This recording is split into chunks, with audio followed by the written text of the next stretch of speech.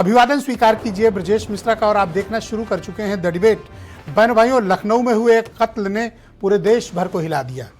एक बेटे ने अपने बाप को बेहद बेरहमी से मारा और सिर्फ मारा ही नहीं बल्कि उसकी लाश को ठिकाने लगाने के लिए जो कुछ भी आपने फिल्मों में अब तक देखा और सुना होगा उससे भी आगे जाकर इस बेटे ने अपने बाप की लाश के साथ वो सलूक किया जिनको सुनकर और देखकर आपका कलेजा कांप जाएगा। इन दिनों समाज में ये जो गिरावट आ रही है और अपनों के खून पर आमादा हैं, ये घटनाएं हैरान करती हैं और ख़ास तौर पर पिछले 6-7 महीनों से जो कुछ हो रहा है समाज में वो हैरान और परेशान करने वाला है। आप पिछले 24 घंटे में कहीं भी बात करें, लखनऊ में आशियाना में हुए मानवेंद्र सिंह की हत्या ने पूरे देश भर को झकझोर दिया है। आज चर्चा इसी विषय की करेंगे। बहन भाइयों, मानवेंद्र सिंह के घर जब उनके बेटे ने जन्म लिया तो उन्होंने बहुत बड़े फंक्शन किए, आयोजन किए, बड़ी खुशियां मनाई कि उनके घर राजकुमार जन्म हुआ है, उनका वारिस आया है।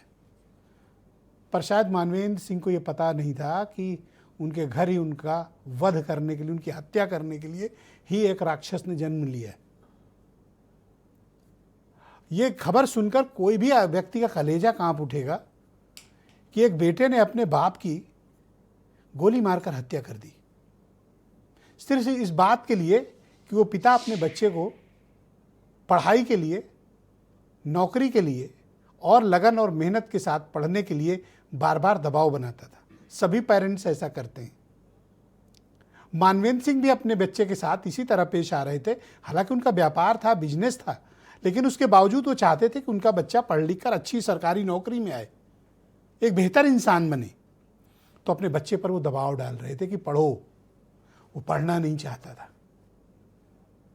नेटफ्लिक्स और सोशल मीडिया के इस दौर में खूंखार इरादों से भरे हुए इस युवक ने अपने पिता की गोली मारकर हत्या कर दी। बहुत से लोग कहते हैं आवेश में हत्या कर दी। मैं कहता हूं ये कोल्ड ब्लडेड मर्डर है। बहुत सोच समझकर किया गया कत्ल, और सिर्फ ना कि कत्ल है बल्कि कत्ल के बाद का जो घटनाक्रम है वो ज़्यादा हैरान और परेशान और विचलित करने वाला है। अक्षत प्रताप सिंह जो मानवेंद्र का बेटा है, अपने पिता का कत्ल करता है। कत्ल करने के बाद उनकी लाश के कई टुकड़े करता है। फिर एक बहुत बहुचर्चित आजकल जो दहशत का प्रतीक है नीला ड्रम, उसमें लाश के टुकड़े भरता है। फिर एसिड लेकर आता है, खतरनाक एसिड, और उस एसिड से डेड बॉडी को जलाने की कोशिश करता है। जब यह भी नहीं हो पा रहा था तो लाश के टुकड़े करके वो पारा के और दूसरे जंगलों में और नदियों में फेंक रहा था। आधी बॉडी वो डिस्पोज कर चुका था, आधी बॉडी बची थी। 20 तारीख की रात में, 19/20 की रात में मर्डर हुआ और खुला कब? 23 तारीख को। 4 दिन तक बाप की लाश को छिपाए था और उसके अलग अलग हिस्सों को अलग अलग स्थानों पर फेंक रहा था। और यह मानवेंद्र का इकलौता बेटा था। वो कौन सी मानसिकता है जो अपने बाप का मर्डर कराती है? लाश की ऐसी भयानक दुर्गति होती है। और फिर यही बात नहीं रुकी, उसने घर वालों से झूठ बोला कि उसके बाप दिल्ली गए हैं, गुमशुदा हो गए हैं। 2 दिन के बाद रिपोर्ट दर्ज हुई गुमशुदगी की, लेकिन पुलिस को कुछ डाउट था कि मोबाइल की लोकेशन घर पे है, किसी सीसीटीवी पर कोई मूवमेंट दर्ज नहीं है, तो आदमी गया तो कहाँ गया। जब सख्ती से पूछताछ हुई तो ये कातिल दरिंदे ने पूरी घटनाक्रम को बयां किया। 4 दिन तक इस घटनाक्रम को दबा के रखा गया। एक बाप की इतने बेरहमी से कत्ल किए जाने की घटना ने समाज में बहनों भाइयों विश्वास को तोड़ा है। उस भरोसे का भी एक कत्ल है जो परिवार में परिवार पर और खून में खून का होता है। यह सिर्फ मानवेंद्र सिंह का कत्ल नहीं है, यह भरोसे का कत्ल है। यह समाज में पतन की पराकाष्ठा है। किसी दौर में आप इस तरह का ब्रूटल घटनाक्रम नहीं देखेंगे। लोग कहते हैं कि जब किसी भी बेटे को बुरे कामों के लिए याद किया जाता है तो हमारे देश में औरंगजेब की का उदाहरण पेश किया जाता है कि उसने अपने बाप को कैद कर लिया था। लेकिन अक्षत प्रताप सिंह औरंगजेब से भी 10 कदम आगे निकला। उसने अपने बाप का जिस बेरहमी से कत्ल किया, सबूतों को मिटाया और लाश को ठिकाने लगाया, शायद उसके अंजाम की कल्पना किसी ने नहीं की होगी। इन दिनों आप मोबाइल फ़ोन देखें या नेटफ्लिक्स के पे OTT पे आ रही सीरीज़, वो आपको क्या सिखाते हैं? कोई नैतिकता का बोध नहीं कराते, परिवार के प्रति सम्मान का बोध नहीं कराते। वो ये सिखाते हैं कि कैसे कत्ल करना है, कैसे मर्डर करना है, और मर्डर के बाद कैसे सबूतों को नष्ट करना है, और उससे भी बड़ी बात, how to dispose dead body, यानी एक लाश को कैसे ठिकाने लगाना है। ये आजकल आपको नेटफ्लिक्स के किसी भी सीरीज़ में बड़ी आसानी से बताया जाता है कि कैसे आरी से काटिए, फिर उसका ब्लड निकालिए, कैसे डीप फ्रीजर में रखिए, और फिर उसके पार्ट्स को अलग अलग जगह डालिए। ऐसे 20-25 सीरीज़ हैं ऐसी, और मोस्ट पॉपुलर सीरीज़ हैं जहां कत्ल करना, कत्ल करने के बाद सबूत मिटाना और डेड बॉडी को डिस्पोज करना। अगर आप तारतम्यता देखेंगे तो अक्षत प्रताप सिंह वही करता हुआ मिला है जो नेटफ्लिक्स की 20 सीरीज़ में इस तरह कत्ल करते हुए दिखाया गया है और बॉडी को डिस्पोज करते दिखाया गया है। बहनों भाइयों, ये समाज के पतन की पराकाष्ठा है। ये इंटरनेट के बेजा और आपराधिक इस्तेमाल का मामला है। भारतीय समाज अभी इतना परिपक्व नहीं हुआ है जहां ऐसी सब घटनाएं दिखाने के बाद भी लोगों को फर्क नहीं पड़ेगा या उनको अच्छे बुरे का एहसास होगा। हम अपनी युवा पीढ़ी को जो सौंप रहे हैं, जो दे रहे हैं, जो सिखा रहे हैं और जो बता रहे हैं, वो बेहद खतरनाक है। इसका अंजाम आप सबको भुगतना पड़ेगा, आज नहीं तो कल। मुझे देख कर अचरज होता है और हैरानी होती है कि एक एक साल के बच्चों को, 2-2 साल के बच्चों को जस्ट इंगेज करने के लिए उनके पेरेंट्स मोबाइल फ़ोन देते हैं, उन्हें आईपैड, लैपटॉप देते हैं। टीवी देखने की बात तो अब दूर की रह गई। एक एक साल के बच्चों को मैंने यूट्यूब और मोबाइल चलाते देखा है। जब आप अपने बच्चों को एक खुला संसार, एक अनियंत्रित इंटरनेट दे रहे हैं, तो आप उसमें जो आप देख रहे हैं वही 1 साल का आपका बच्चा देख रहा है। आप अपने बच्चों पर क्या प्रभाव डाल रहे हैं? जब आप नेटफ्लिक्स पर इस तरह के खतरनाक सीन और ऐसी खतरनाक फिल्में देख रहे हैं, तो आप अपने बच्चों में कौन से नैतिकता का बोध दे रहे हैं?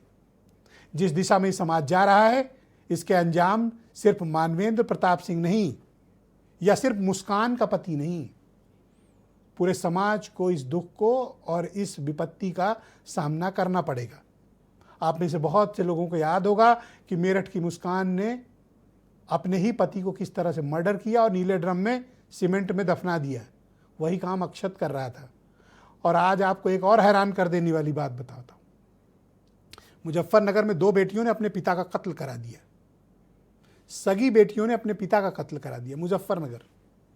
रिश्तों का ये जो खून है, ये समाज का दर्पण है। हम कैसा समाज की परिकल्पना कर रहे हैं और कौन सा समाज हमने लोगों को दिया है, ये आज उदाहरण के तौर पर सामने है। तो जो लोग भी आज ये डिबेट देख रहे हैं, अगर आप आज नहीं समझे, मैं तो आपकी मंगल कामना करता हूँ, आपके लिए शुभकामना करता हूँ, लेकिन ध्यान रखना कि नीला ड्रम हर जगह मिलेगा। नीला ड्रम नहीं मिलेगा तो कुछ और भी मिलेगा। आप क्या अपने बच्चों को अक्षत प्रताप सिंह बनाना चाहते हैं, या आप अपने बच्चों को मुस्कान, और या फिर आप अपने बच्चों को मुजफ्फरनगर की वो बेटियां जिन्होंने अपने बाप का कत्ल करा दिया? इसमें पुलिस क्या करे ये एक अलग विषय है, लेकिन समाज किधर जा रहा है, सबसे बड़ी चिंता ये है। कुछ बयान सुने, फिर आज की डिबेट। हम लोग खुद ही सोच रहे हैं, भला बताइए कैसे हो गया, क्या मतलब ये। हम लोगों के सामने यहीं पैदा हुए, अब भैया के यहाँ रहते थे पहले, पैदा फिर बाहर चले गए किराए, फिर मकान भी हम ही दिलाया, फिर मतलब दिलाया था। और क्या कहते हैं, मतलब कभी ऐसा लगा ही नहीं कोई को दूसरा कुछ कहे, तो हम लोग खुद ही बच्चे के, मतलब हमारे बच्चे हैं। मित्र ने इनके बताया कि ये गायब हैं। तब हम लोगों ने इनको राजा को बुलाया था, मतलब अक्षय प्रताप सिंह को बुलाया कि आओ क्या कैसी कहानी है। तो उन्होंने बताया था कि वो दिल्ली गए हैं, हमसे कह के गए, एक पॉलीथीन लेके दिल्ली चले गए। इसके बाद उनका फ़ोन लगना बंद हो गया है। 72 घंटे हो गए। तब हम लोगों ने बोला नहीं, ये बर्दाश्त से काबिल नहीं है, अब इस पे एक्शन लेना चाहिए। तो आज पुलिस 10-20 लोग गए, पुलिस वालों को कायदे से प्रेशर बनाया, तो उन्होंने फिर CDR के लिए प्रोसेस किया है। अक्षत प्रताप सिंह, जिसकी उम्र लगभग 19 साल है, उसने उनकी हत्या कर दी थी। उसी दिन 20 तारीख को ही सुबह लगभग 4:30 बजे राइफल से उसने उनकी हत्या कर दी, और शव को फिर छुपाने के दृष्टिकोण से शव का कुछ छत विछत कर किया है, जो कि ग्राउंड फ्लोर से पाया गया है। जो अभियुक्त है उसको पुलिस की कस्टडी में ले लिया गया है और उससे अग्रिम पूछताछ की जा रही है। सोचो 4:30 बजे कोई पिता अपने बेटे के साथ क्यों विवाद करेगा? वो सो रहे थे, सोते वक्त ये कत्ल हुआ है। इसलिए मैं कहता हूं कि सोची समझी रणनीति है, सोची समझी साजिश के तहत ये कत्ल किया गया है। संजय चौधरी उत्तर प्रदेश में बीजेपी के प्रवक्ता हैं, दीपक रंजन समाजवादी पार्टी से हैं, मनीष मिश्रा उत्तर प्रदेश के क्राइम मामलों के सबसे बड़े जानकार और एक्सपर्ट जर्नलिस्ट हैं, हमारे साथ कार्यक्रम का हिस्सा हैं। अरविंद कुमार जैन उत्तर प्रदेश के फॉर्मर डीजीपी हमारे साथ मौजूद हैं और डॉक्टर संजीला मैनी मनोचिकित्सक हैं, सर गंगा राम हॉस्पिटल दिल्ली की। आप सभी का स्वागत और धन्यवाद इस कार्यक्रम में मेरे साथ शिरकत करने के लिए। जैन साहब, कार्यक्रम की शुरुआत मैं आपसे करना चाहता हूं। आपने भी कैरियर में एक से बढ़कर एक बड़े खूंखार घटनाएं, हत्याकांड, घटनाक्रम देखे होंगे, लेकिन लखनऊ की इस घटना ने पूरे देश को हिला दिया। ये अपराध से बड़ा ज़्यादा गंभीर ये समाज की विकृति है। बिल्कुल आपका कहना सही है, ये समाज की विकृति है।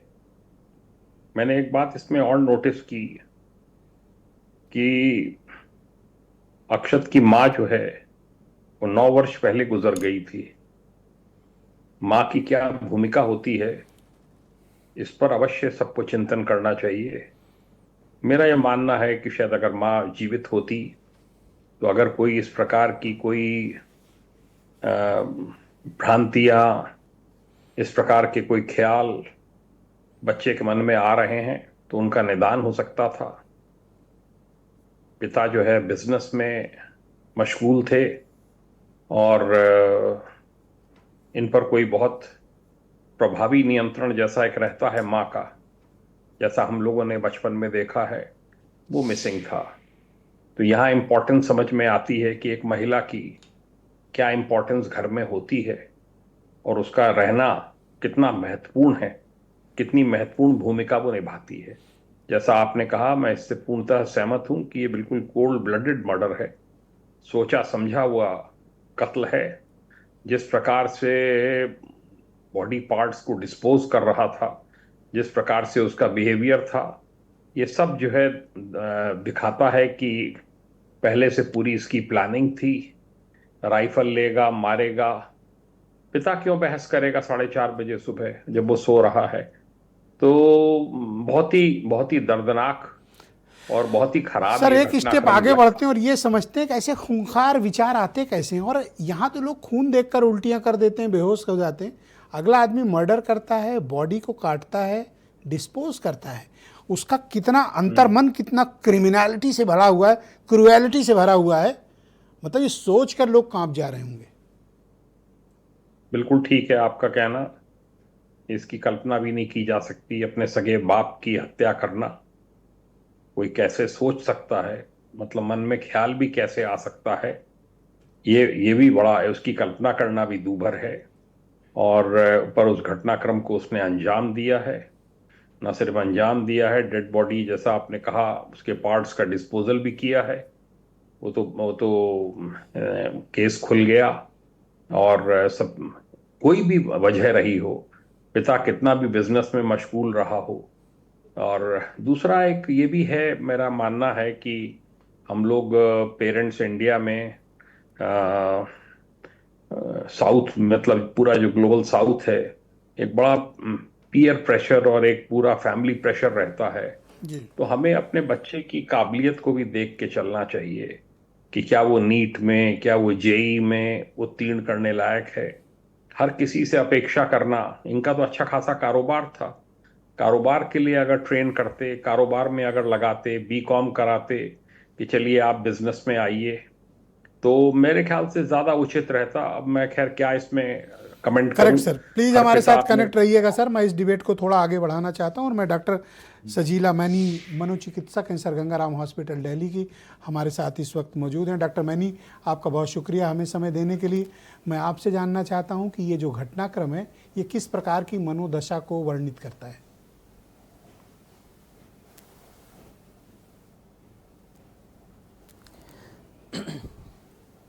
ये बहुत चौंका देने वाली, बहुत खूंखार, मतलब आप देखिएगा कि बच्चों के अंदर आजकल मैंने देखा है जैसे कि बहुत ज़्यादा आक्रोश बढ़ता जा रहा है। इतना आक्रोश बढ़ रहा है कि बच्चों के अंदर एंगर, एग्रेशन, हॉस्टिलिटी, ठीक है, एंग्जाइटी, डिप्रेशन, ये सब चीज़ें बहुत ज़्यादा होती जा रही हैं। ठीक है, खाली मुझे लगता है जैसे मैं खाली ये नीट की बात नहीं होगी जो मैं सोच पा रही हूँ, ये इसके लिए और भी कुछ चीज़ें होंगी। रात को 4:30 बजे उठ के उसने अगर ये किया तो बहुत सोची समझा उसका दिमाग चल रहा था, साइकोपैथिक उसका वो चल रहा था। आजकल बहुत ज़्यादा इसमें मैं बोलूँगी तो बहुत ज़्यादा रोल हमारे ऑनलाइन गेमिंग का है। गेमिंग बहुत ज़्यादा एग्रेशन बढ़ा रही है, बहुत ज़्यादा एग्रेशन हमारी ऑनलाइन गैम्बलिंग कर रही है। आप देखिएगा इससे कुछ पैसे भी, कुछ गहने भी चुराए थे कुछ महीने पहले, तो वो किसके लिए किए थे वो भी बात अभी अधूरी नहीं है, क्योंकि कुछ कुछ चीज़ें चल रही थी पिता और पुत्र के बीच में, ठीक है। तो कुछ कुछ एग्रेशन बहुत ज़्यादा बच्चों के अंदर बढ़ता जा रहा है। एक तो माँ बाप बच्चों को चीज़ें दे देते हैं, समय क्वालिटी समय नहीं देते। मगर मैं किसी भी तरीके से इस बच्चे के इस एक्ट को इसको हम जस्टिफाई नहीं कर सकते। इस एक्ट को हम ये डॉक्टर मैनी, मैं जानना चाहता हूँ कि इस तरह के खूंखार अगर विचार बात कैसे हो या जन्म बच्चे लेते हैं को बच्चों के पढ़ाने, भीतर? कुछ भी हो पेरेंट्स का। देखिए खूंखार आजकल बहुत ज़्यादा आप देखेंगे, इतना ज़्यादा यूट्यूब आप खोलिए, यहाँ आप खोलिए, इतना ज़्यादा हमारे पास इंफॉर्मेशन बम्बार्डमेंट हो रही है। आपको इस तरह के, आप देखिए एक जगह नीला ड्रम आया तो नीला ड्रम दोबारा आ गया, नीला ड्रम दोबारा आ गया। नीला ड्रम क्यों? वो बच्चे को आइडियाज़ मिलते हैं डिफरेंट, ठीक है। और इतना आक्रोश था बच्चे के अंदर कि एक बार अगर कहें कि गोली उसकी गलती से लग गई तो फिर उसने प्रॉपरली मैनेज किया, प्रॉपरली देखा गया कि किस तरीके से वो कैसे बॉडी को अपने वो करेगी, तो मतलब कि बॉडी को कैसे वो ठिकाने लगाए। तो यहाँ तक उसने सोचा, ठीक है। बच्चे के अंदर बहुत ज़्यादा एक प्लान्ड तरह की चीज़ें चल रही हैं, ठीक है। बच्चों के अंदर इसलिए जन्म लेता है, जो मैं कहती हूँ, एक तो प्रेशर बहुत है बच्चों के अंदर, फ्रस्ट्रेशंस बहुत हैं, एग्रेशन बहुत है। एक चीज़ बहुत इंपॉर्टेंट है आजकल की सोसाइटी में, जो अब बच्चों के को ना हम फुलफिलमेंट कर रहे हैं। बच्चों का सब कुछ मोबाइल बन गया है, ठीक है। ना वो खेलकूद करते हैं, ना वो कोई फिजिकल एक्टिविटी करते हैं, ना उनका एग्रेशन निकलता है। अगर निकलता भी है, अगर बाई चांस वो फिजिकल एक्टिविटी करते हैं तो वो एक जिम के फॉर्म में कर लेते हैं, या वो भी उसमें भी लोग उनको गलत सलत तरीके की स्टेरॉइड्स खिला देते हैं, तो भी एग्रेशन बढ़ता है। तो मुझे कहीं ना कहीं लग रहा है हमें इस चीज़ में गौरतलब करना चाहिए, जिस हिसाब से इस बच्चे का एग्रेशन था, कहीं सब्सटेंस एब्यूज़ तो नहीं था, कहीं वो किसी नशे का ग्रस्त तो नहीं था। हमें ये चीज़ें देखनी चाहिए, क्योंकि नशा भी बहुत ज़्यादा एग्रेशन को बढ़ावा देता है। आपके पास किस तरह के केसेस आते हैं जिसमें आप ये मानते हैं कि बच्चों का बिहेवियर बहुत एबनॉर्मल है, और ये किस एज ग्रुप के होते हैं और किस तबके के बच्चे होते हैं? मिडिल क्लास ज़्यादा है या फिर और कोई कम्युनिटी है? बहुत से लोग लाइव पे आपको सुन रहे हैं, सब ये जानना चाहते हैं, क्योंकि हर पेरेंट का इस घटना के बाद एक बड़ा डीप कंसर्न है। बिल्कुल डीप कंसर्न है। पेरेंट्स डर जाएंगे, बच्चे को बोलने में भी डर जाएंगे, कुछ बच्चे को कुछ कहने में। बच्चे आजकल माँ बाप बच्चों से डरते हैं। आप देखिए बच्चों के अंदर, अगर आप ऐसे कहेंगे, हमारे पास आंकड़ों की बात करेंगे, अगर 100 पेशेंट आता है इस तरह की मनोस्थिति के साथ, 90 जो हैं 90 वही आते हैं अब 18 साल 17 साल के से लेके 25 साल की उम्र तक के, ठीक है। तो उनके अंदर एंग्जाइटी, पैनिक अटैक, घबराहट, रिलेशनशिप इश्यूज़, ठीक है, एकेडमिक इश्यूज़, फ्रस्ट्रेशन, ठीक है, एडिक्शंस, ठीक है। और हमें एक सोशल मीडिया का वो जो इन्फ्लुएंस है वो, ठीक है। और बहुत सारे पेशेंट्स ऐसे भी आए हैं हमारे पास जो ऑनलाइन गैम्बलिंग में नुकसान कर देते हैं और फिर वो भी गलत तरीके से क्राइम के अंदर घुस जाते हैं। क्या ऐसे पेशेंट में यूथ आ रहे हैं थोड़ा सा, या फिर कम उम्र के बच्चे आ रहे हैं? देना चाहिए, ठीक है। बच्चे को हर आप मानिए 15, 16, 17 साल से लेके 25 साल, और आप एडिक्शन नहीं मान सकते, एडिक्शन आप सोच नहीं सकते। आज 5वीं का बच्चा, 6वीं का बच्चा वेप कर रहा है, सिगरेट फूंक रहा है, गांजा ले रहा है और डिफरेंट अल्कोहल ले रहा है। तो आप देखिए कहाँ पे हमारा जो है, हमारी सोसाइटी कहाँ जा रही है। बच्चों का वैल्यू सिस्टम इरोड हो गया है। आप समझ रहे हैं वैल्यू सिस्टम? देखिए हमारे समय पे सर, हम माँ बाप के सामने जितना मर्जी डांट पड़े, आज भी मैं अपने पिताजी को जो ऊंची आवाज़ से बात नहीं करती। यहाँ बच्चे कत्ल तक कर रहे हैं। आप समझे कहाँ तक हमारा आक्रोश जा रहा है। बच्चों के तो आउटलेट्स नहीं है। बहुत, जैसे आपने अभी बहुत खूबसूरत बात बोली, ये एक घटना नहीं है, ये घटनाक्रम बढ़ता जा रहा है और ये बढ़ता जाएगा सोसाइटी के अंदर। जी, बहुत शुक्रिया डॉक्टर मैनी, हमारे साथ प्लीज़ कंटिन्यू रहिएगा। मैं इस डिबेट को थोड़ा एक नेक्स्ट लेवल पे ले चलना चाहता हूँ, और इस देश के बेहद मशहूर क्राइम रिपोर्टर और संपादक मनीष मिश्रा जी मेरे साथ मौजूद हैं। मनीष जी, शुक्रिया आपका। इस घटना के बारे में आप समाज, पुलिस, सिस्टम, पेरेंट्स को क्या बताना चाहते हैं, और ये घटना आपके अब तक के करियर के लिए कितनी खूंखार लगी, और इस घटना में आपने क्या ख़ास बात देखी जिससे बड़ा सोसाइटी का बिहेवियर पैटर्न बदलते हुए आपने देखा? ब्रजेश जी, ये जो घटना है इस सिर्फ एक मर्डर की घटना नहीं, साधारण मर्डर की घटना नहीं, ये परवरिश की हत्या है।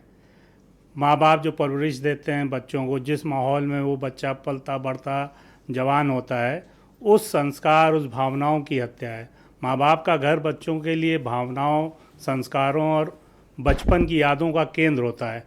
उस परवरिश में उस बच्चे को जहाँ पे पला बढ़ा, जहाँ वो बड़ा हुआ, ऐसे क्या हालात बनते हैं कि वो बाप से इतना तैश खा जाता है कि वो गोली से, बंदूक निकाल के गोली मार देता है। तो इस तरह की जो घटना है, पहले हमें इस घटनाक्रम पे अगर हम देखें, उस रात जो हुआ है, अखबारों में शायद आधी अधूरी जानकारी आई, रात 2-2:30 बजे फादर लौटे हैं किसी पार्टी से या किसी फंक्शन से कहीं से। उसके बाद से उनकी बहस होती है। जो राइफ़ल है वो उनकी लाइसेंसी राइफ़ल थी, वो राइफ़ल निकालते हैं बेटे को धमकाने के लिए। राइफ़ल निकालते हैं, बहस होती रहती है। कुछ देर बाद बाप का गुस्सा शांत होता है, वो अपना गन साइड में रख करके शायद सोने चले जाते हैं, या नींद में आ गए होंगे तो नींद आ गई होगी उनको, वो सोने चले गए। इसके बाद उस बच्चे को और तैश आता है, वो राइफ़ल उठा करके उनके सर में गोली मारता है।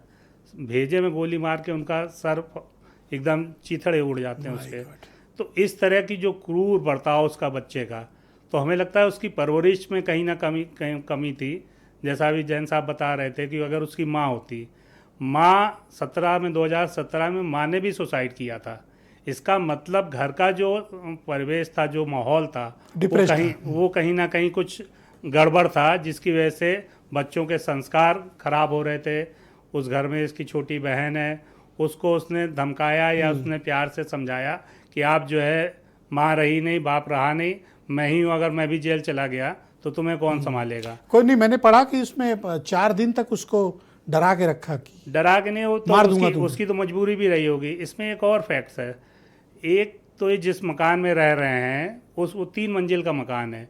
पहली मंजिल पे, सेकेंड फ्लोर पे शायद वो उनके भाई रहते हैं, 3rd फ्लोर पे इनका परिवार रहता था, मानवेंद्र का। ये घटना हुई है 3rd फ्लोर पे। 2nd फ्लोर पे उनके जो चाचा या इनके मानवेंद्र के भाई की फैमिली रह रही है। भाई शायद नहीं थे, लेकिन उनकी फैमिली घर में मौजूद थी। गोली चलने की आवाज़ क्या उन्होंने भी नहीं सुनी? क्या वो भी इस घटनाक्रम में शामिल हैं? वो भी क्या इस घटनाक्रम को छुपा रहे थे? इन सारी चीज़ों पे भी तफ्तीश होने की ज़रूरत है कि उनकी क्या भूमिका है। क्या वो अपने बच्चे को, क्या उससे गलती हो गई, अब उसको बचाया जाए? अच्छा, जितने भयानक तरीके से इसने मर्डर किया मनीष भाई जी, और मर्डर, चलिए बहुत से लोग कहते हैं आवेश में कर दिया, ठीक है, मैंने माना कि आवेश में कर दिया, लेकिन उसके बाद का जो घटनाक्रम है ये बहुत ही कोल्ड ब्लडेड है और बहुत ही प्रोफेशनल अप्रोच उसने अपनाई सबूत को मिटाने और डेड बॉडी को काट कर ठिकाने लगाने। इसमें ब्रजेश भाई जो एक तरीका है, ये वाकई नेटफ्लिक्स जैसे जो हमारे पास वेब सीरीज जो उस पर आ रही हैं, अभी एक फिल्म आई है वध, उसमें बाप ने एक मर्डर किया है, वो भी बड़ा ब्रूटली मर्डर है, ऐसे ही डिस्पोज ऑफ किया गया है। वो पूरी फिल्म में आप देखिएगा तो दिखाई देगा। हालांकि उसकी जो बैकग्राउंड है कि वह बच्चे को विदेश भेजने के लिए लोन लेता है, उसको वो चुका नहीं पाता है, उसके ऊपर जो ब्याज जिन्होंने दिया होता है वो ब्याज वसूलने के लिए दबाव बनाते हैं, उस तैश में आकर के वो मर्डर करता है। लेकिन इस तरह की फिल्में इन बच्चों को जो है एक जरिया बनती है, उनको एक आइडिया मिलता है, जैसे नीले ड्रम का आइडिया, जैसे बोटी को काट करके पहले उसने बोरी में भरा है, आरी से पैर हाथ काटे हैं, वो बोरी में भरे, उनको गाड़ी में ले आकर के डिस्पोज ऑफ किया, बचे हुए पार्ट को उसने ड्रम में भरा कि धीमे धीमे डिस्पोज ऑफ करेंगे। तो ये जो सारे तो बहुत ही क्रूएलिटी है उस बच्चे के भीतर, मतलब एक प्रोफेशनल क्रिमिनल जैसे होता है ना। बिल्कुल, ये मैं इसीलिए कह रहा हूँ ना, इसको खून देख कर डर नहीं, बॉडी पार्ट्स कटते डर नहीं। संस्कार की जो बात मैं कह रहा हूँ ना, बार बार आप बच्चों को संस्कार दीजिए। अगर आप बचपन से बच्चों को संस्कार देंगे, अच्छे नैतिक पाठ पढ़ाएंगे, दादा दादी के पास उनको रख करके उनको परवरिश देंगे, तो बच्चों को फिर खुले आसमान में छोड़ दिए।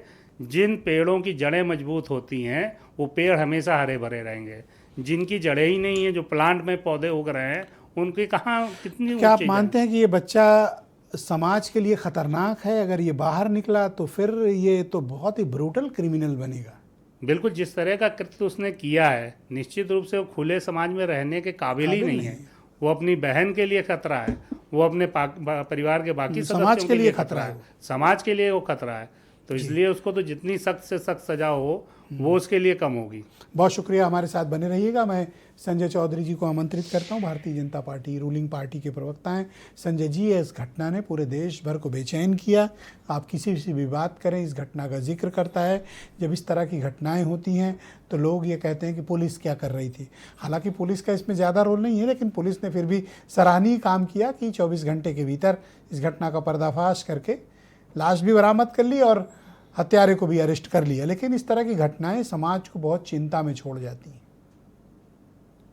निश्चित रूप से ये जो घटना है इसको सामान्य घटना नहीं कहा जा सकता। अपने आप में सारे रिश्तों की मर्यादा को तोड़ने वाला अविश्वसनीय ऐसा कृत्य है कि जिस पर अभी भी 4 बार सोचने के बाद भी जिस पर विश्वास नहीं हो पा रहा है आज तक कि कोई बेटा अपने पिता के साथ इस प्रकार का व्यवहार करेगा।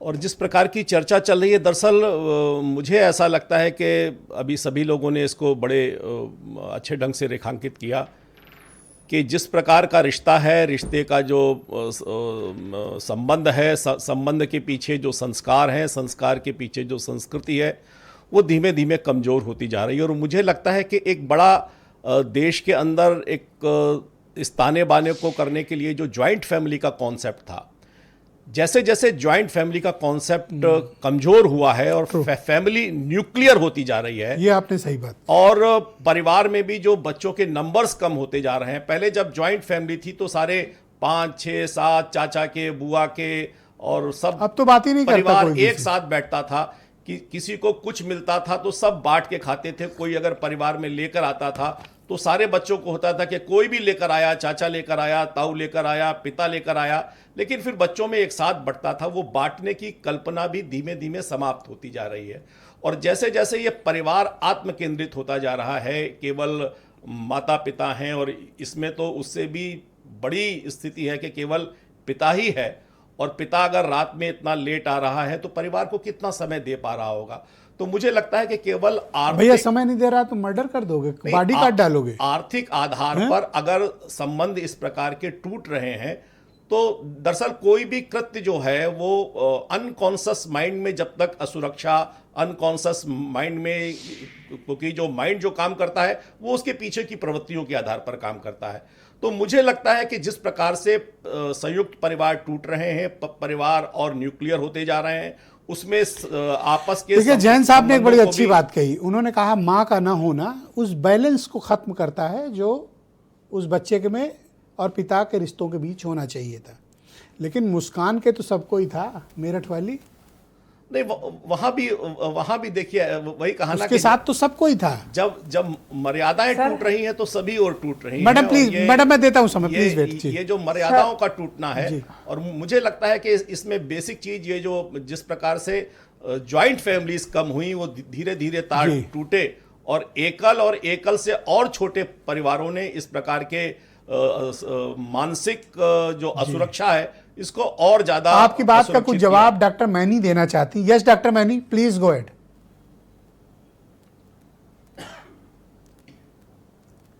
सर, मुझे जिस तरह से घटनाक्रम की हम बात कर रहे हैं, ये बहुत सस्टेन्ड एग्रेशन है। आप समझ रहे हैं, ये कोई आवेश में आके कि कोई किसी का मर्डर नहीं किया गया, मतलब ये सस्टेन प्लान किया गया, ठीक है। और गुस्सा ऐसा नहीं कि मर्डर करके ख़त्म हो गया, गुस्सा एंड मतलब आखिर तक कितने देर तक, जब तक वो बॉडी को ठिकाने नहीं लगाया, सस्टेन तरीके से गुस्सा, अभी तक आक्रोश है उसके अंदर, ठीक है। सिर्फ अगर एक पेरेंट ना हो, अगर माँ ना हो या पिता ना हो, तो हम ये कहीं से जस्टिफाई नहीं होता कि दूसरे को भी आप इस तरीके से आप वो कर सकें। हम इस चीज़ को बढ़ावा नहीं दे सकते सर, किसी भी तरीके से, किसी भी जस्टिफिकेशन में लाके नहीं कर सकते। भले ही माँ बाप ने प्रेशर किया हो, भले ही माँ पापा ने प्रेशर किया हो, नीट कर चाहते तो उसकी भलाई ही थे ना, उसको प्यार से पेरेंट्स को हम प्यार से समझा सकते हैं। इस तरह का आप थप्पड़ भी नहीं मार सकते माँ बाप को, उस तरीके से इसका सस्टेन एग्रेशन चल रहा था लड़के का। इस तरह के जो लोग हैं वो एंटी सोशल होते हैं, साइकोपैथ्स होते हैं, इनका मतलब सस्टेन दिमाग में। और जिस तरह से ये जो नेटफ्लिक्स की मूवीज आ रही हैं सर, सारे आइडियाज, बहुत सारे आइडियाज हमारे को आइडियाज देते हैं, exactly ideas and how to execute आ रही है ना, ये मतलब कैसे घटना हो और क्रिएटिविटी के और नाम फिर पे, उसको कैसे ठीक है, आप बहुत सारे आइडियाज देते हैं। एविडेंस डिस्ट्रॉय करें, बॉडी डिस्पोज करें। दीपक रंजन जी समाजवादी पार्टी के प्रवक्ता हमारे कैसे साथ मौजूद हैं। दीपक जी,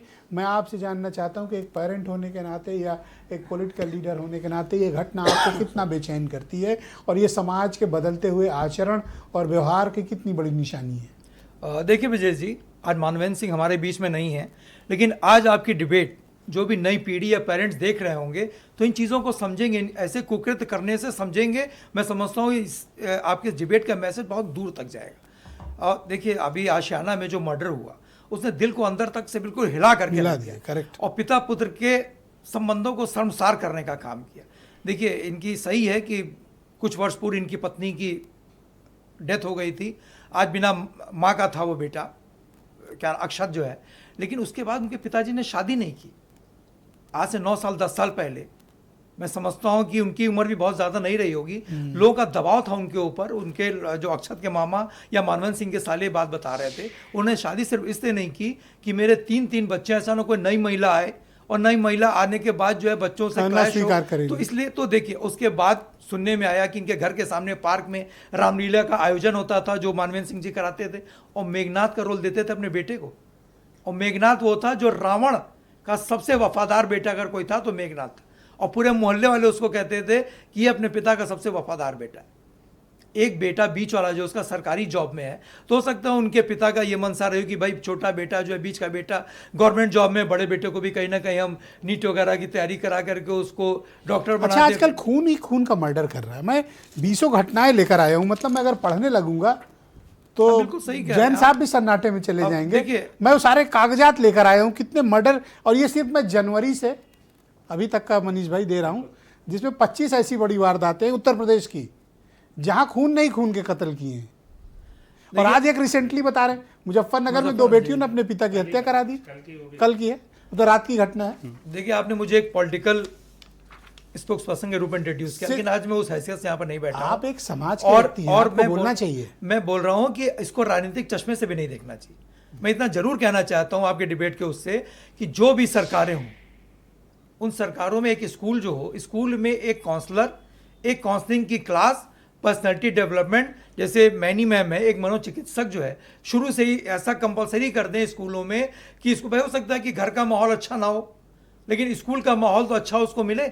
अगर उसको कहीं डिप्रेशन में है, कहीं तनाव में है, किसी चीज़ में है, तो इस तरीके के काउंसलर जो है काउंसलिंग कर रहे हो उसको एक काउंसलिंग की क्लास कंपलसरी कर दें स्कूलों में, और एक इस तरीके का काउंसलर, इस तरीके का कोई मनोचिकित्सक वहाँ पे अपॉइंट हो, तभी स्कूल को मान्यता मिलेगी। अन्यथा सबको तो अपने बच्चे को कलेक्टर बनाना है, डॉक्टर बनाना है। ये जो बच्चों पर प्रेशर है ना, देखिए वो बेहद खतरनाक है। देखिए ब्रजेश जी, और हर बच्चा ये प्रेशर को हैंडल नहीं कर सकता। आदरणीय ब्रजेश जी, वो लड़का जो है वो कह रहा था कि अब सारा जो आपका डायग्नोस्टिक सेंटर वगैरह है, अब आप लैब वगैरह सब बंद कर दो, हमको दे दो और हमें पैसा दो, हम पब खोलेंगे, हम रेस्टोरेंट खोलेंगे। तो कौन माँ बाप अपने बेटे को कहेगा तुम पब खोलो? अभी कुछ दिन पहले चोरी हुई, इसमें इसका नाम आया, जो गहना चोरी हुआ, तो इसके बाप ने बेटे को सर मैं कहता हूँ ठीक से इसकी पूछताछ करो, हो सकता है पीछे भी कुछ करके आया हो ये। हाँ बिल्कुल बिल्कुल, कुछ भी कर सकता ये घर छोड़ करके भाग गया था आदरणीय ब्रजेश जी।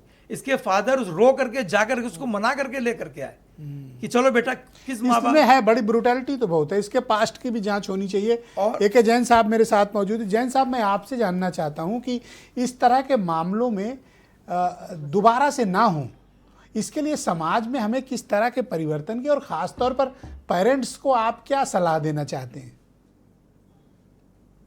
देखिए, पहली बात तो मेरा मानना है कि पेरेंट्स को ये पता रहता है कि उनके बच्चे का कैलिबर क्या है, और उसी के हिसाब से उसके अनुरूप ही प्रेशर बनाना चाहिए। अगर कोई बच्चा जो है वो आर्ट साइड पढ़ना चाहता है, आप जबरदस्ती उसको साइंस पढ़वा रहे हैं, वो फेल हो रहा है या बहुत खराब नंबर आ रहे हैं, फिर वो डांट पड़ रही है उसको, तो हमको एक बात ये जरूर समझनी चाहिए कि बच्चों के ऊपर पीयर प्रेशर ना डेवलप होने पाए। उनको जो है एक फ्री एंड फेयर एटमॉस्फेयर में रहने का मौका दिया जाए, उनकी भी बात, उनका भी क्या सोच है उसको भी सुना जाए। क्या वो बिजनेस करना चाहते हैं। बहुत अब तो इतनी लाइंस हो गई हैं। जब मैं पहले सर्विस में आया था तो ये था कि भाई इंजीनियर बन जाइए, डॉक्टर बन जाइए, या आईएएस आईपीएस में आ जाइए। अब तो इतनी इतने इतने ब्रांचेस हैं, आप कहीं पर भी ज्वाइन कर सकते हैं। लोग, मैं देख रहा हूँ बड़े अच्छे घरों के लड़के शेफ बन रहे हैं, और शेफ बन के they are doing very well. तो अब ये है कि जिसकी जैसी इच्छा है उसका उसका भी हमें थोड़ा सा ध्यान देना चाहिए, उसकी कद्र कद्र करनी चाहिए। बहुत से प्रोफेशंस खुल गए हैं अब, और अगर वो उसकी कैपेबिलिटी को समझें, और अगर लगता है हमको कि उसमें कैपेबिलिटी नहीं है, तो जो उसकी सोच है उसके आधार पर उसकी मदद करें, और उसको उसको आगे आगे प्रमोट करें। हर किसी के बस का नीट नहीं है, हर किसी के बस का जेई नहीं है, ये बिल्कुल स्पष्ट है।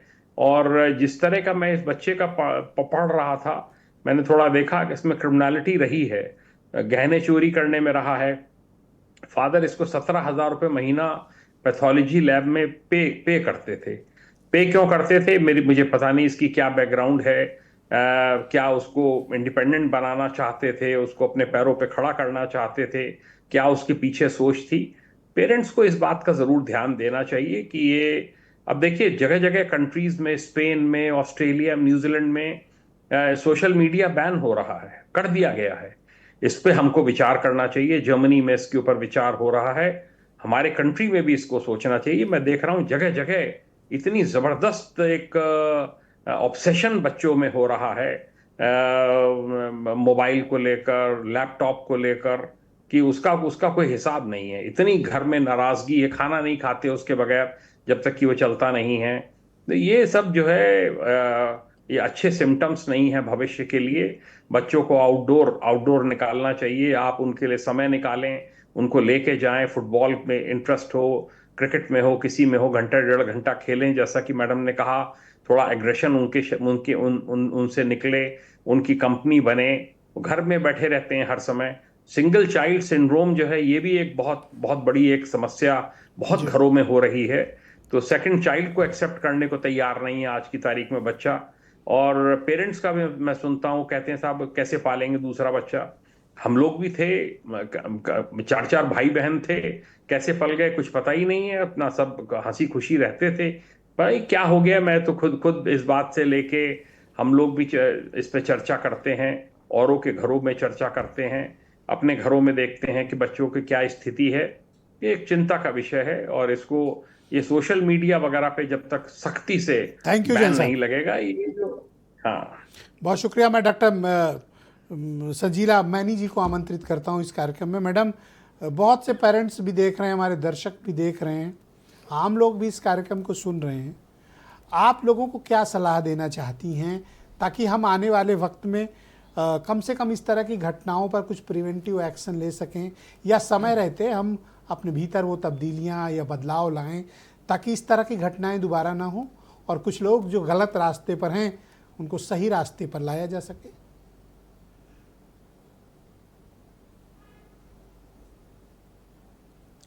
सर, सबसे पहले एक चीज़ बताना चाहूँगी। पहले हमारे स्कूल के अंदर एक सब्जेक्ट होता था, हम बचपन से पढ़ते हैं, मॉरल साइंस। वो सब्जेक्ट बहुत इम्पॉर्टेंट होता था वैल्यूज़ इनकलकेट करने के लिए। आजकल शायद वो सब्जेक्ट की इम्पोर्टेंस भी ख़त्म हो गई है, शायद नहीं पढ़ा रहे। सबसे पहले मैं माँ बाप को बोलना चाहूँगी कि बच्चों को साधारण परवरिश में बहुत ज़्यादा चीज़ों को, गैजेट्स को इंट्रोड्यूस ना करें। बच्चों को क्वालिटी टाइम दें, बच्चे के पास बैठें, बच्चे का मन समझें। बच्चों के पास बहुत सारे दोस्त नहीं हैं आजकल, क्योंकि सोशल मीडिया के कारण आपको रियल वर्ल्ड और रियल वर्ल्ड के अंदर कोई वो नहीं है। बच्चों के अंदर अगर आप पूछें, मैं इतने बच्चों को देखती हूँ, बच्चों के अंदर बोलो एक कोई दोस्त है तुम्हारा जिससे तुम मन की बात कह सकते हो। अगर 100 बच्चों से पूछती हूँ, 99 क्या 100 के 100 कहते हैं एक भी नहीं है जिसके पास मैं जा सकता हूँ अगर मैं तकलीफ़ में हूँ। ठीक है, वो कहाँ जाएगा, अपने एग्रेशन को कहाँ निकालेगा?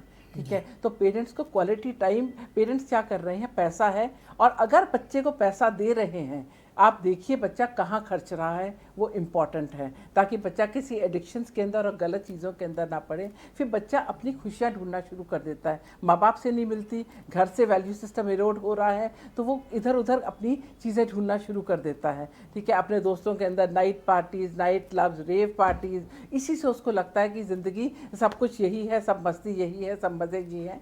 ठीक है, धीरे धीरे करके वो एक अलग उसके अंदर जाता रहता है, एडिक्शंस आती हैं, चीज़ें आती हैं। और बच्चे को बहुत ज़्यादा ये ज़रूरी नहीं है कि जो साइंस पढ़ने वाला बच्चा है वही ज़्यादा इंटेलिजेंट है। ह्यूमैनिटीज़ हर सब्जेक्ट की उतनी वैल्यू है। आजकल इतने सारे कोर्सेज और इतनी सारी चीज़ें बन गई हैं कि आपको किसी भी चीज़ में करियर एक्सेल कर सकता है। बच्चे का कहाँ इंटरेस्ट है वो खोजिए। ठीक है, और बच्चे को एक सबसे इम्पॉर्टेंट बात, हर एक बच्चे के लिए और हर एक इंसान के लिए, हमारे लिए भी और सबके लिए वाजिब है, हमें किसी को आउटलेट नहीं है। आप समझ रहे हैं, हमारा जो भी स्ट्रेस है, एग्रेशन है, वो हमारा इकट्ठा होता जा रहा है और हमारे सर के अंदर इकट्ठा होकर क्यूमुलेटिव होता जा रहा है। तो हमको रिलीज़ करना है, तो रिलीज़ कैसे करें? बच्चा फुटबॉल, कोई ऐसी स्पोर्ट एक्टिविटी में बच्चे को डालें। स्पोर्ट्स बच्चे को अब जो भी पेरेंट्स आज की डिबेट देख रहे हैं, अगर वो मैडम की बात, जैन साहब की बात, हम सब की बात को समझ रहे हैं, तो अपने बच्चों को अभी से आप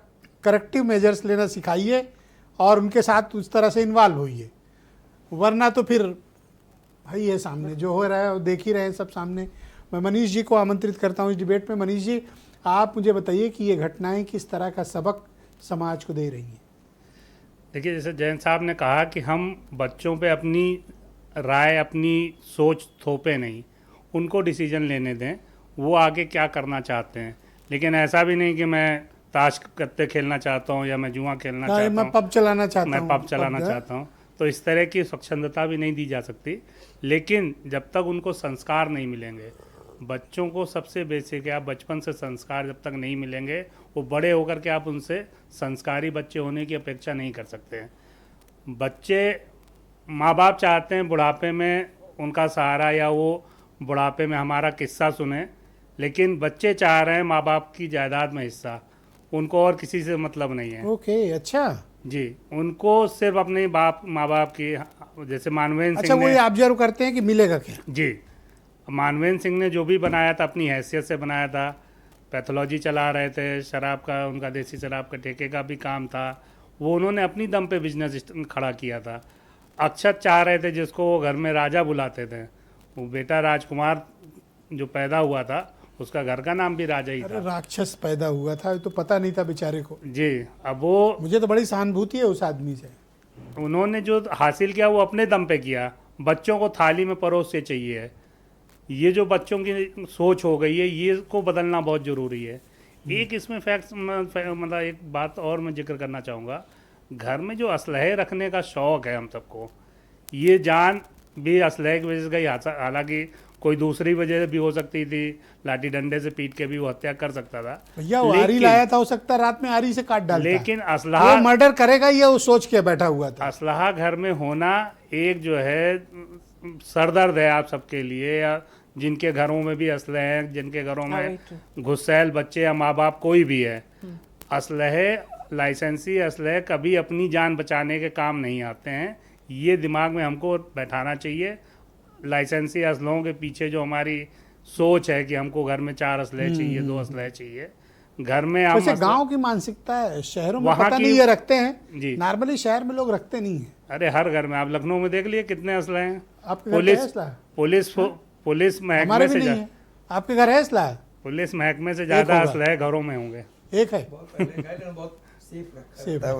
तो पुलिस महकमे से ज़्यादा असलहे पब्लिक के पास हैं। अच्छा, ये बताइए, इस घटना में कौन सी ऐसी चीज़ है जो आपको बहुत अंदर तक बेचैन कर गई, कि क्या इसमें जो क्रूएलिटी है, या उसने 4 दिन तक इस घटना को छिपा के, एविडेंस नष्ट करके, लाश के टुकड़े करके, गायब करके, और कैसा भोला बना घूम रहा है। लेकिन अचानक 22 साल का लड़का, क्या उसका मतलब शातिर दिमाग है? ये अचानक घटनाक्रम नहीं हुआ कि वो बाप आया, गुस्से में राइफल निकाली और उसने गोली मार दी। ये उसकी वेल प्लान, मतलब पूरी तरीके से सोची समझी साजिश के तहत उसने रणनीति बनाई होगी कि हम इसको जो है कैसे रिएक्ट करेंगे, कैसे इसको अंजाम देंगे। इतना बड़ा स्टेप कोई अग्रेशन में नहीं उठाता है। जैसे मुस्कान वाला भी आप जिक्र अगर करेंगे तो वो भी वेल प्लान तरीके से मर्डर हुआ है। बहुत प्लान। तो ऐसे ही ये भी घटना वेल प्लान तरीके से की गई है, तो इसके लिए उन्होंने, उस बच्चे ने कई दिन की प्लानिंग की होगी, मेरा मानना है सर। अगर मुझे लगता है मोहल्ले वालों का और भाई का प्रेशर नहीं होता जी, तो ये गुमशुदगी में ही मामला निपट गया। हाँ, और वंस अगर बॉडी को डिस्पोज कर देता और घर से एविडेंस और क्लियर कर देता, बिल्कुल। अब जब कंप्लेनेंट ही नहीं है तो कौन उसको कौन करेगा? पूछने जा रहा है? हाँ? पुलिस को क्या पड़ी है कि वो कि आपके घर में डोमेस्टिक वायलेंस हुआ है, जब तक कोई शिकायत लेकर के थाने में नहीं पहुंचेगा तो पुलिस कैसे ढूंढने जाएगी? पुलिस तो अपने हाथ पे हाथ धर के बैठेगी। वो तो पड़ोसियों ने जब जा करके पुलिस को बताया है, जो मानवेंद्र के दोस्त थे उन्होंने जा करके शिकायत करी है, उसके बाद पुलिस एग्रेसिव हुई है, वो एग्रेशन मोड में आई है। संजय चौधरी जी मेरे साथ हैं, बीजेपी के प्रवक्ता हैं। संजय जी, इस तरह की घटनाओं में पुलिस ने पर्दाफाश तो कर लिया, लेकिन एक समाज के तौर पर हमें किस तरह से इस घटना को लेना चाहिए? देखिए, निश्चित रूप से ये एक घटना तो है, विभत्स तो है ही, लेकिन समाज के लिए भी बहुत संकेत हैं। और आज की अलार्मिंग है सर। हाँ, आज की चर्चा उसी पर है कि कैसे इस प्रकार की घटनाओं की पुनरावृत्ति न हो, कैसे जो पेरेंट्स हैं वो अपने बच्चों पर अपनी इच्छाओं को इस आधार पर न थोपें कि उसमें अगर कैपेसिटी नहीं है तब भी वो उस प्रकार का बने। तो मुझको लगता है कि इस सामाजिक ताने बाने में परिवार को ज़्यादा समय देना, परिवार और ज़्यादा सामाजिक होना, और सामाजिक होने के साथ साथ परिवार में कैसे आप क्या मॉडल स्थापित करते हैं। कि मुझे लगता है कि जो परिवार हैं, जो माता पिता हैं, वे अपने माता पिता के साथ कैसा व्यवहार करते हैं, वे अपने माता पिता की कितनी सेवा करते हैं, उनके माता पिता अगर वृद्ध हैं तो उनको कितना समय देते हैं, शाम के समय उनके पास जाकर बैठते हैं, आवश्यकता पड़ने पर उनके साथ समय देते हैं, पैर दबाते हैं। तो हमको मतलब समाज में जो बड़े हैं उनको छोटे बच्चों के सामने इस तरह के आदर्श भी स्थापित सर, एक आउट ऑफ बॉक्स क्वेश्चन है। सबको ये कह रहा है कि साहब कैसे पेरेंटिंग होनी चाहिए, कैसे बच्चों के साथ रहना चाहिए, क्या करना चाहिए, क्या नहीं करना चाहिए, पर इस बात को हम क्यों नहीं मानने को तैयार हैं, इस एंगल को भी, कि वो बाई बॉर्न क्रिमिनल था, अपराधी था, बहुत ही ब्रूटल मर्डर था। मर्डर करना या इस तरह का क्रिमिनलिटी उसका बिहेवियर रहा हो, या उसको यही पेशा पसंद रहा हो। ये भी तो हो सकता है कि वो आगे चलकर कोई बड़ा मर्डरर बनना चाह रहा हो। ऐसी ब्रूटलिटी तो मतलब अब नॉर्मल है सर। ब्रजेश भाई, मैं आउट ऑफ बॉक्स है बट है। मेरे पोस्ट ग्रेजुएशन में मेरा सब्जेक्ट था सोशल वर्क। तो सोशल वर्क की जो थ्योरी है, जो उसका कॉन्सेप्ट है, प्रॉब्लम सॉल्विंग प्रोसेस जो उसका है, कि कोई भी जो मन है वो अचेतन मन के आधार पर काम करता है, और अचेतन मन अपने एक्सपीरियंस के बेस पर डेवलप होता है। तो उसका जो पास्ट, उसकी हिस्ट्री है, उसमें जो सामाजिक ताने बाने ने उसके मस्तिष्क को, उसके पर्सनालिटी को, उसके व्यवहार को निश्चित रूप से प्रभावित किया होगा, तभी उसके मन में, उसके अचेतन मस्तिष्क में इस प्रकार की बातें आई होंगी। तो मुझे लगता है कि जब हम सोशलाइजेशन की बात करते हैं, जब हम मनुष्य की सामाजिकता की बात करते हैं, पर्सनालिटी की बात कहते हैं ना कि प्रकृति और प्रवृत्ति दोनों जब मिलती है तब व्यक्ति का व्यक्तित्व बनता है। हाँ, तो ये मानते हैं ना कि वो क्रिमिनल था। हाँ, तो मैंने कहा क्रिमिनल था। तो उसका जो पास्ट है वो निश्चित रूप से उसकी प्रवृत्ति, जैसे फ्रायड भी इस बात को कहता है ना कि जो उसकी पर्सनालिटी है वो पास्ट एक्सपीरियंस और हेरिडिटी पर काम करता है। तो पास्ट एक्सपीरियंसेस निश्चित रूप से ऐसे रहे होंगे जिसने उसके अचेतन मन को भी बहुत अंदर तक प्रभावित किया होगा। तभी मतलब समाज में तो मान्यता है ना कि आप अपने पिता की सेवा करेंगे, पिता की इज्जत करेंगे, पिता का सम्मान बढ़ाएंगे, समाज तो इसी को स्वीकार करता है। लेकिन अगर कोई मन इस पर आ गया तो उसके पास्ट एक्सपीरियंस, मुझे लगता है कि ये जो मनोविज्ञान के लोग हैं इसको बहुत बेहतर बता सकते हैं। मैं तो कहता हूं सर, इसके पास्ट को खंगालें, कहीं ऐसा तो नहीं कुछ और भी किए बैठा। निश्चित पुलिस को चाहिए कि इसका प्रॉपर इंट्रोगेशन होना निश्चित होगा। और ये सामान्य मन नहीं है सर, बिल्कुल बिल्कुल असामान्य मन है। और उसके पीछे उसके जो पास्ट एक्सपीरियंसेस है, उसने उसके मन को निश्चित रूप से विकृत किया होगा, तभी इतनी बड़ी घटना को उसने अंजाम दिया। दीपक रंजन जी, अभी बड़ी अच्छी बात कही संजय जी ने कि जैसा एक्सपीरियंस है, पास्ट है, जैसी प्रवृत्ति है और जैसी प्रकृति है, इंसान वैसा आचरण करता है। मुस्कान मेरठ वाली का तो कोई पास्ट भी नहीं था, कहीं मारपीट की भी घटना नहीं थी, बड़ी शराफत से मोहल्ले में रहती थी, घर वालों से बड़े अच्छे रिश्ते थे। बेचारा हस्बैंड लंदन में काम करता था, बड़ी मुश्किलों से पैसा कमा के लाता था, सौरभ। हाँ, और ये क्या कर रही थी, मरवाई, कटवाई और नीले ड्रम में सीमेंटेड करके दफना दिया। भाई साहब ये कौन सी मानसिकता है, इसमें उस लड़के की क्या गलती, मुझे ये बताइए। देखिए विजय जी, जो चीज़ें अब तक निकल करके आई हैं ये पूरी तरीके से दर्शाती हैं कि ये ब्रूटली कोल्ड ब्लडेड मर्डर है। आप उसकी बॉडी लैंग्वेज देखिए ना, वो लड़के की बॉडी लैंग्वेज देखिए, अरेस्ट होने के बाद उसके चेहरे पे जरा सा भी शिकन है, कोई शिकन है उसके अंदर। हालात जो भी हो ब्रजेश जी, आप उस फादर के बारे में भी सोचिए, 9 साल से उसके अकेलेपन के बारे में सोचिए। हो सकता है बच्चा उसको घर से भाग गया, चोरी कर रहा है, चकारी कर रहा है, समाज में बेचारे किससे रोना रोए वो।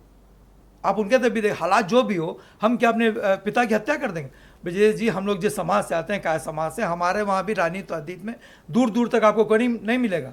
जब मैंने रानी शुरू की तो मेरे मदर फादर ने हमको बहुत समझाया, डांटा भी, डपटा भी, 4 साल तक मुझसे बात नहीं की। तो इसका क्या मतलब मैं अपने पिताजी गला घोट के हत्या कर देता? वो क्यों, आपने क्या गलती की थी? अरे भाई, हम राजनीति कर रहे थे, उनको ही अच्छा, लगता था कि ओके। हम सरकारी मैं तो डर ही गया। कर्मचारी बने, तो इसका क्या मतलब था?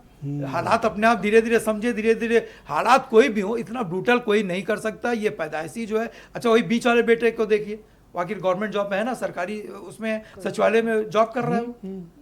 तो आखिर देखिए, इनके फादर जो चीज़ें निकल करके आई हैं, इनके फादर इसको लैब अपना पूरा डायग्नोस्टिक सेंटर पूरा इसके हवाले करना चाहते थे, लेकिन उनका ये था कि तुम अगर डॉक्टरी कर लोगे, नीट कर लोगे, तो तुम्हारे लिए इसको चलाना, संचालन करना और अच्छा होगा और बढ़िया होगा। ओके, मैं ऐसा करता हूँ, जैन साहब से समझ लेता हूँ। मेरे मन में एक खटका चल रहा है कि इस घटना के जो कंप्लेनेंट और गवाह हैं वो कौन है।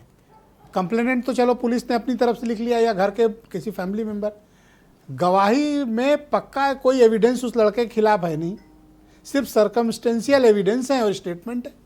अब उसके खिलाफ गवाही कौन देगा? क्या उसकी बहन गवाही देगी? आज चलो इमोशनल दे देगी, लेकिन अंत में कैसे होगा? पुलिस इसको प्रूव कैसे कर पाएगी? ये एक बड़ा चैलेंजिंग विषय होगा। जैन साहब इस पर रोशनी डालेंगे। सर बताइए। देखिए, इसमें कलमबंद बयान करा लेने चाहिए। ऐसे केसेस में हमेशा प्रिकॉशन लेना चाहिए। जो पुरानी हमारी सीआरपीसी के हिसाब से 164 के कलमबंद बयान होते हैं, जो कि जुडिशियल मजिस्ट्रेट के समक्ष होते हैं, उसकी वैल्यू होती है और उसको पलटा नहीं जा सकता है, उनको नकारा नहीं जा सकता है। अगर ऐसा करेंगे तो आगे चल के केस मजबूत रहेगा।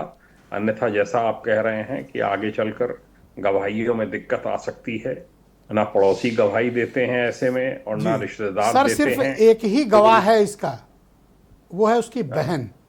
उसी की गवाही पर पूरा ये केस निर्भर करता है। पड़ोसी तो परिस्थिति जन्य साक्ष्य दे सकते हैं या, लेकिन उन्होंने मर्डर होते तो नहीं देखा।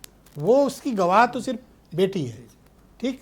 अगर वो होस्टाइल बहन हो मतलब, और अगर वो होस्टाइल हुई तो ये केस तो धड़ाम होगा। इसलिए पुलिस को जो करना है तत्काल करना चाहिए। 10 सेकंड जी बिल्कुल ठीक है आपका कहना। देखिए, जो भी एविडेंस बरामद हुए, चाहे आ रही हो, उस पर सब में उसके फिंगरप्रिंट है और फॉरेंसिक लैब में जाएगा और सीधे सीधे जो है उसकी सिस्टर जो है, हो सकता है कि अभी बयान दे दे। अभी पता नहीं चला ना कि उसके फिंगरप्रिंट्स मिले नहीं। फिंगरप्रिंट्स तो मिलेंगे फॉरेंसिक लैब में जाए, क्योंकि और किसी का फिंगरप्रिंट्स उसमें है नहीं। राइफल पे उसका फिंगरप्रिंट मिलेगा, राइफल और तो किसी ने चलाई नहीं। तो एविडेंस तो बहुत है। अगर पुलिस उसके जांच करेगी, उसके तह तक जाएगी, तो सारी चीजें निकल करके आएंगी। में गवाही बहुत निर्भर करती है, सजा उसी पर, परिस्थिति जन्य साक्ष्यों के आधार पर आप लंबी सजा नहीं दे सकते। तो आगे की कोर्ट में, अपेक्स कोर्ट में गिर जाएगा केस। और कोई भी ट्रायल जज ऐसा, उसकी बहन अभी नाबालिग है, हमें लगता है उसको गवाही में रखेंगे भी नहीं वो। हालांकि वो चाहें तो उसको दोषी भी बना सकते हैं, क्योंकि उसने साक्ष्य छुपाने में मदद की अपने भाई की। तो सर ये बताओ, नाबालिग अब तो उसका तो एविडेंस कभी नहीं माना जाएगा। यस, इसीलिए मैं कह रहा हूँ ना, तो उस लड़के के खिलाफ अपराध साबित कैसे होगा? ये सर्कमस्टेंसेस ये एविडेंस कहीं पर नहीं है, ये कहीं पर नहीं है कि नाबालिग की एविडेंस। 7-7 साल के बच्चों की एविडेंस होती है, फांसी की सजा हुई है। सर्कमस्टेंसेस एविडेंस भी अपने आप में पर्याप्त है, उसके आधार पे भी सजा हुई है। पर ये जो जैन साहब कह रहे हैं कि ये काम जल्दी करा लेना चाहिए। जी बहुत शुक्रिया मैं अपने सभी अतिथियों का। आज एक बेहद सामाजिक चिंतन के एक विषय पर आप सबने अपने अपने विचार प्रस्तुत किए। आप सबका भी बहुत शुक्रिया। बहनों भाइयों, इस डिबेट को मैं यहीं छोड़कर नहीं जाऊंगा। इस ब्रेक के बाद आपको मुजफ्फरनगर की एक खौफनाक घटना बताएंगे, जहां 2 बेटियों ने रोक टोक किए जाने पर अपने बाप का मर्डर करा दिया, और भी बहुत ब्रूटली, उत्तर प्रदेश के मुजफ्फरनगर। ये घटनाएं आपको हैरान, परेशान और विचलित कर देंगी। प्रियव्रत दीक्षित एक ब्रेक के बाद आपको इसके बारे में और डिटेल जानकारी देंगे।